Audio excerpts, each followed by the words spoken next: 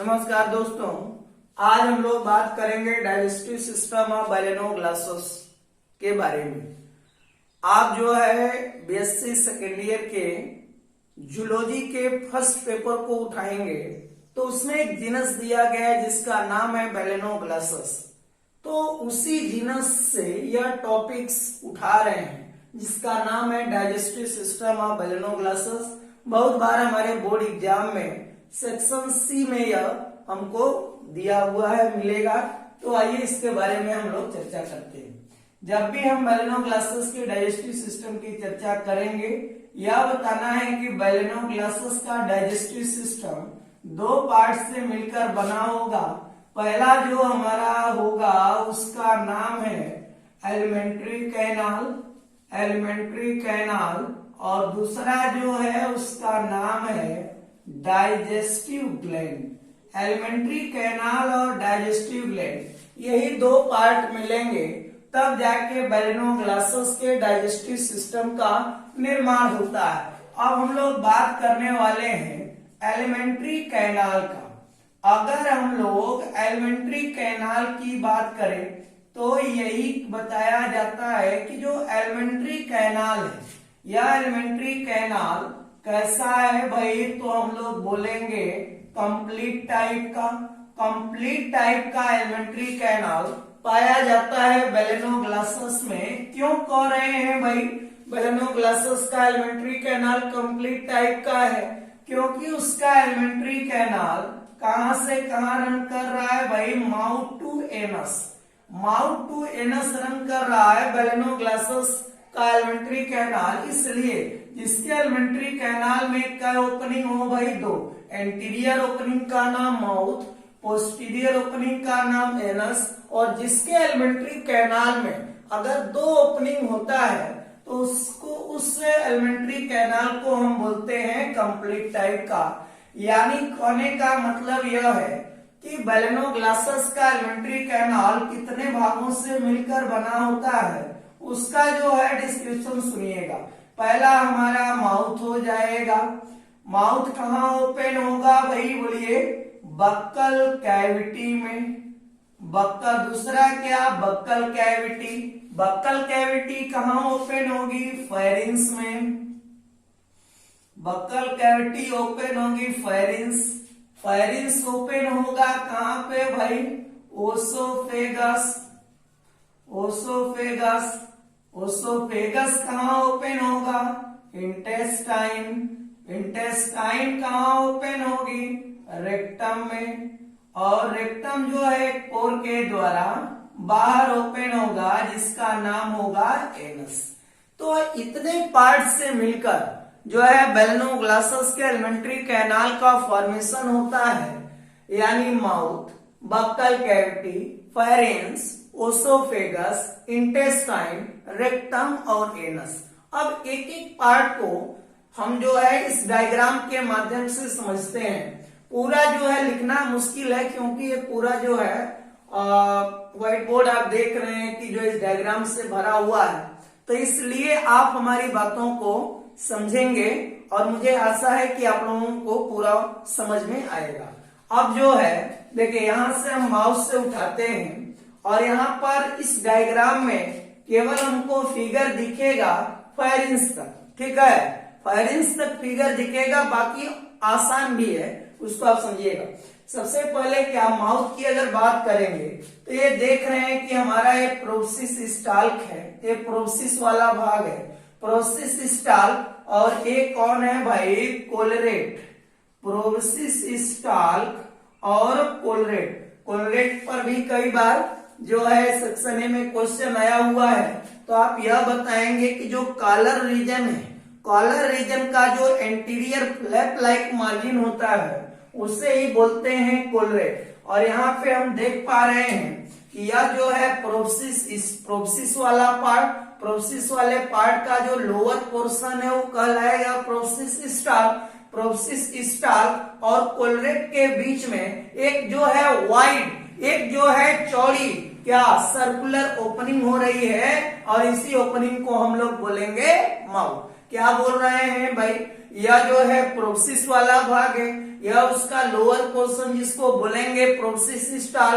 तो प्रोबसिस स्टॉल और कोलरेट के बीच में ये जो सर्कुलर ओपनिंग हो रही है इसी को बोलेंगे माउथ। और माउथ में 2 सेट ऑफ फाइबर, ये बात आप ध्यान दीजिएगा। देखिए मैं लिख नहीं सकता क्योंकि पूरा बोर्ड भरा हुआ डायग्राम से, आप हमारी बात को समझिए।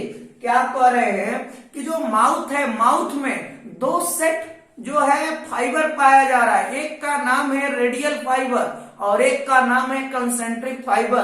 तो रेडियल फाइबर क्या करता है कि यह माउथ के ओपनिंग में हेल्प करता है और कंसेंट्रिक जो फाइबर है वह माउथ के क्लोजिंग में हेल्प करता है। तो मैंने क्या बता दिया माउथ के बारे में, प्रोबसिस स्टॉल और कोलरेट के बीच में ये जो सर्कुलर ओपनिंग है उसी को बोलेंगे माउथ। और ये बताया जाता है कि माउथ में 2 सेट फाइबर पाया जा रहा है, एक का नाम रेडियल फाइबर और दूसरे का नाम concentric fibre. Radial fibre mouth के ओपनिंग में हेल्प करता है और कंसेंट्रिक फाइबर जो है माउथ के क्लोजिंग में हेल्प करता है।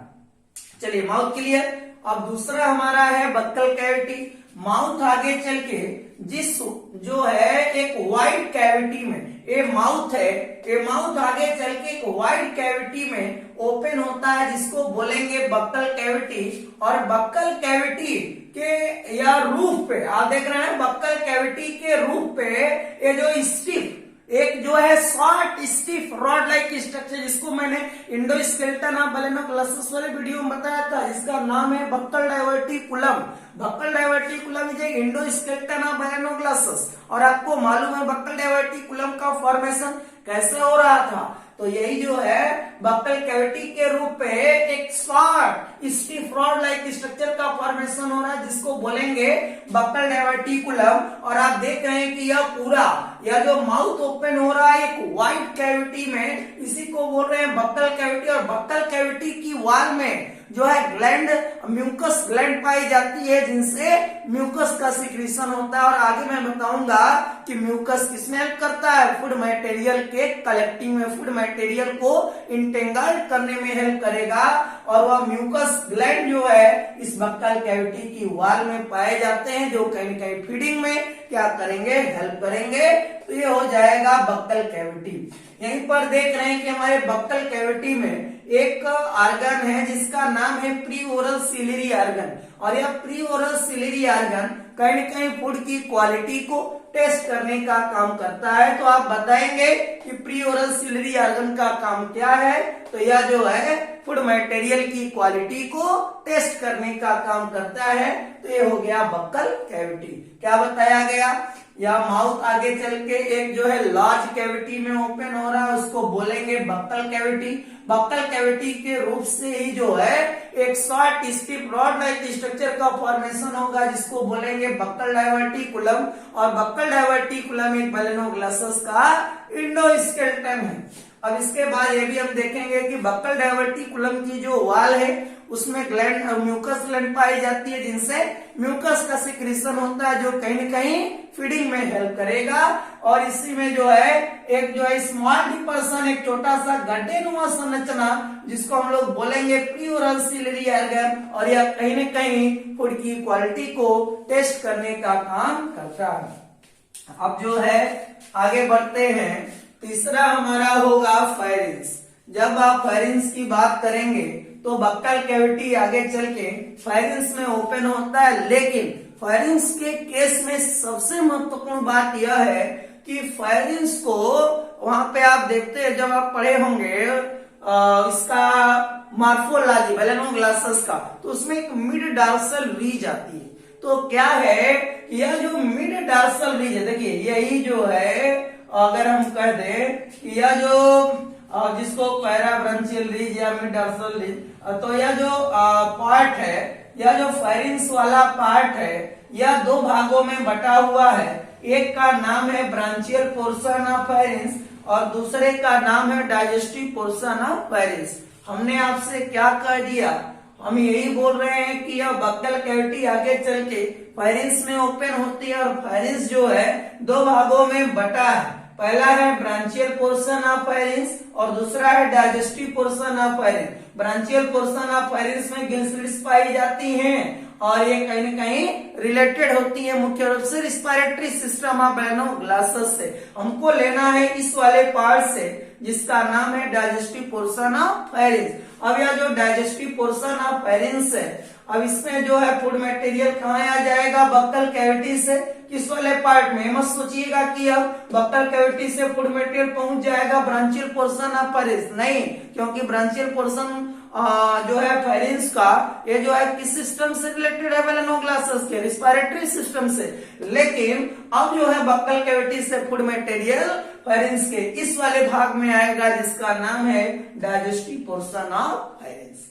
जब इतनी बात आप बता देंगे, जब डाइजेस्टिव पोर्शन ऑफ फायरिंग्स तक आप आ जाएंगे तो अब यही डाइजेस्टिव पोर्शन ऑफ फायरिंग्स आगे चल के एक शॉर्ट ट्यूबुलर स्ट्रक्चर में ओपन होगा जिसको बोलेंगे एनस। और जो एनस है वो आगे चल के और भी आगे चल के लॉन्ग जो है नैरो ट्यूब लाइक स्ट्रक्चर में ओपन होगा जिसको बोलेंगे इंटेस्टाइन। और आप सभी लोग जानते हैं कि इंटेस्टाइन जो है वेलेनोग्लासेस के हिपैटिक और पोस्ट हिपैटिक वाले रीजन में पाए जाते हैं। और इंटेस्टाइन आगे चल के रेक्टम में ओपन होता है। आपको मालूम है कि रेक्टम में अनडाइजेस्टेड फूड मटेरियल का कलेक्शन होगा और फिर रेक्टम से जो फूड मटेरियल अनडाइजेस्टेड जो है फूड मटेरियल होगा वह जो है एनस के द्वारा बॉडी से बाहर।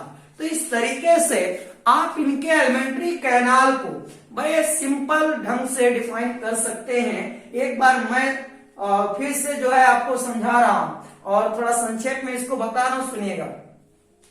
जब भी आप एलिमेंट्री कैनाल की बात करेंगे एक बार बताएंगे कि एलिमेंट्री कैनाल कंप्लीट टाइप का है, माउथ टू एनस रन करता है। या जो प्रोसेस स्टाल्क और कोलरेट के बीच में जो सर्कुलर ओपनिंग है वाइड है, उस वाइड सर्कुलर ओपनिंग है उसको माउथ में दो फाइबर रेडियल और कंसेंट्रिक रेडियल माउथ के ओपनिंग में, कंसेंट्रिक माउथ के क्लोजिंग में, या आगे चल के जो है लॉन्ग कैविटी में ओपन होगा जिसको बक्कल कैविटी के रूप में क्या हो रहा है short stiff rod like structure जिसको बोलेंगे बक्कल डाइवर्टिकुलम।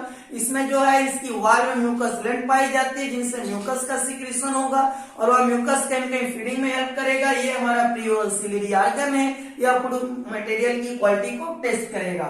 इसके बाद जो है बक्कल कैविटी आगे चल के फायरिंग्स में ओपन है रही है। फायरिंग्स जो है दो भागों में बटा हुआ है, ब्रांचियल पोर्शन ऑफ फायरिंग्स और digestive portion of firings. Branchial portion of firings ये रिलेटेड है वेलेनोग्लासेस के रिस्पिरेटरी सिस्टम से क्योंकि इसमें यूज शेप की गिल्स पाई जाती है। हमको मतलब लेना है किससे, डाइजेस्टिव पोर्शन ऑफ फायरिंग्स और फूड मटेरियल आ गया डाइजेस्टिव पोर्शन ऑफ फायरिंग्स में। और यही डाइजेस्टिव पोर्शन ऑफ फायरिंग्स आगे चल के एक शॉर्ट नैरो ट्यूबुलर स्ट्रक्चर में ओपन होगा जिसको ओसोफेगस, और ओसोफेगस आगे चल के जो है long narrow tube like structure में ओपन होगा जिसको इंटेस्टाइन। और आप बताइएगा लोगों से इंटेस्टाइन वेलेनोग्लासेस के हिपैटिक और पोस्ट हिपैटिक रीजन में पाए जाते हैं।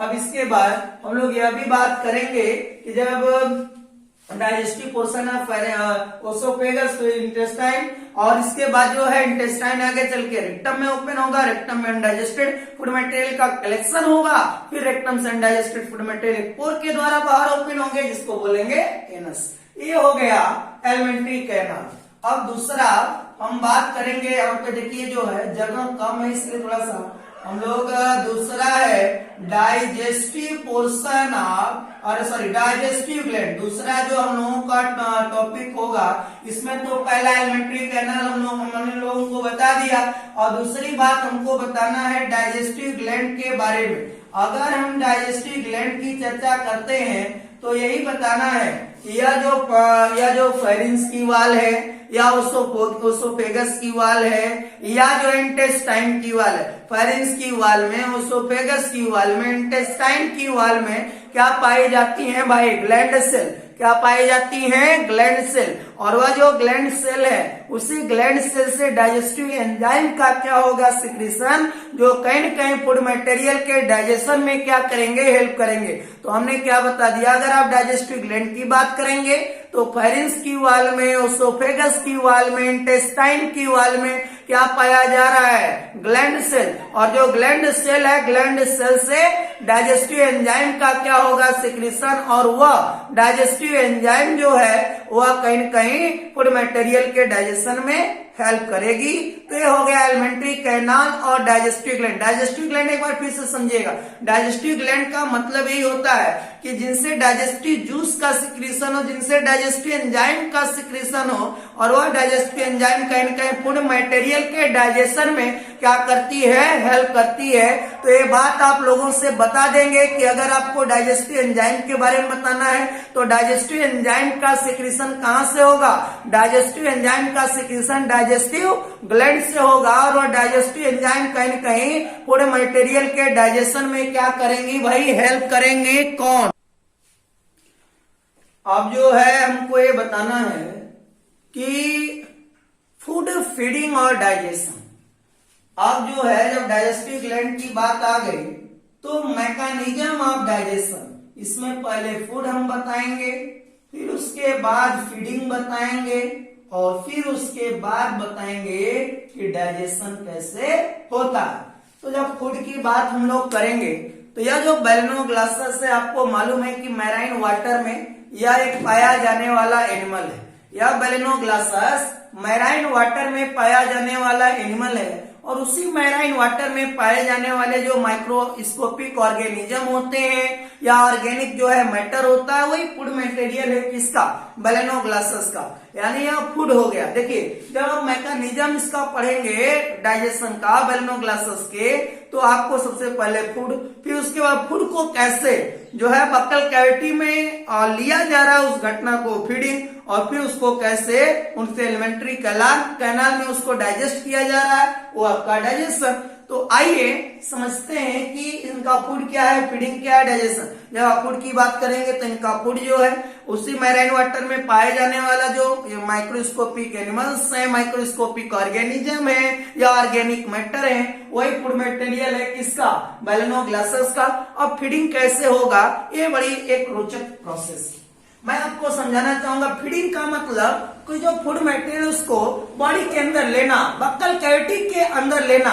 कैसे इसको लेंगे भाई, जरा इस बात को समझिए। यह जो है यू शेप का ग्रेसेट्स, इस पे जो है लेटरल सीलिया लगी हुई, क्या लगी हुई है भाई, लेटरल सीलिया।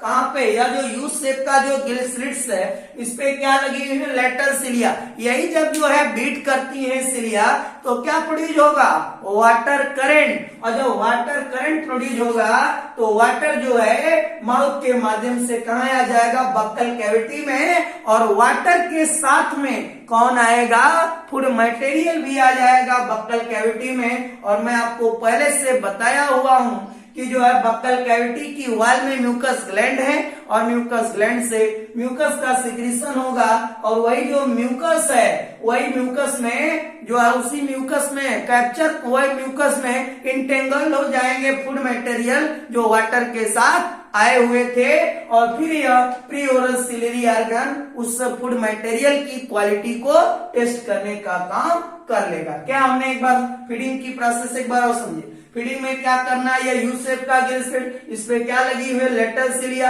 यही जब क्या करेंगे, वाइब्रेट, तो क्या प्रोड्यूस होगा, वाटर करंट। वाटर करंट जब प्रोड्यूस होगा तो वाटर इंटर करेगा माउथ के थ्रू कहा, बक्कल कैविटी, और वाटर के साथ कौन आ गया, फूड मटेरियल कहाँ आ गया, बक्कल कैविटी में। अब बक्कल कैविटी में म्यूकस ग्लैंड से किसका सिक्रीशन हो रहा है, म्यूकस का, और उसी म्यूकस में क्या हो जाएंगे, कैप्चर हो जाएंगे, इंटेंगल्ड हो जाएंगे, कौन, बैलेनोग्लासस का फूड मटेरियल जो आया हुआ था वाटर के साथ। और उसके बाद फूड मटेरियल को कहां भेजा जाएगा, प्री ओरल सिलेरी ऑर्गन जो उसकी क्वालिटी को टेस्ट करने का काम करेगा।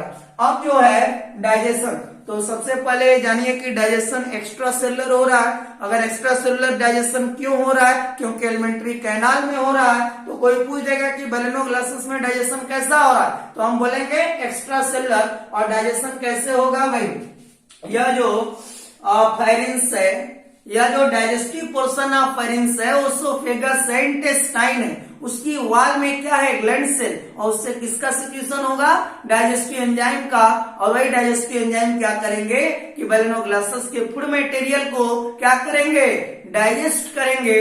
और जो डाइजेस्टिव फूड मटेरियल होगा वह पूरे बेलेनोग्लासेस की बॉडी में डिफ्यूज हो जाएगा, और जो अनडाइजेस्टेड फूड मटेरियल होगा वह रेक्टम में कलेक्ट होगा, फिर रेक्टम से वह अनडाइजेस्टेड फूड मटेरियल एनस के थ्रू बॉडी से बाहर हो जाएगा। तो एक बार डाइजेशन फिर से सुन लीजिए, डाइजेशन कौन सा होगा, extra cellular. Extra cellular digestion कैसे होगा, या जो डाइजेस्टिव पोर्शन ऑफ फेरेंस है इसकी वॉल में, या जो है ओसोफेगस की वॉल में, इसके बाद इंटेस्टाइन की वॉल में। आपको मालूम है इंटेस्टाइन वाले पार्ट में, हिपैटिक रीजन वाले पार्ट में हिपैटिक सिका पाया जाता है, तो उनसे डाइजेस्टिव एंजाइम का सिक्रीशन होगा, और वह डाइजेस्टिव एंजाइम बेलेनोग्लासेस के फूड मटेरियल को डाइजेस्ट करेंगे, और जो डाइजेस्ट फूड मटेरियल होगा वह पूरे बॉडी में डिफ्यूज हो जाएगा, बेलेनोग्लासेस के ब्लड में डिफ्यूज हो जाएगा, और बच जाएगा क्या, undigested food material. Undigested food material rectum में कलेक्ट होगा, फिर रेक्टम से वह एनस के थ्रू बॉडी से बाहर हो जाएगा। तो इस तरीके से डाइजेस्टिव सिस्टम ऑफ बेलेनोग्लासेस के बारे में हम बता सकेंगे, और मुझे उम्मीद है कि आप लोगों को समझ में आया भी होगा। तो अगर ये वीडियो आपको अच्छा लगे तो लाइक करिए, शेयर करिए। अगर आप हमारे चैनल पे नए हैं तो प्लीज हमारे चैनल को सब्सक्राइब कर लीजिएगा। बहुत बहुत धन्यवाद।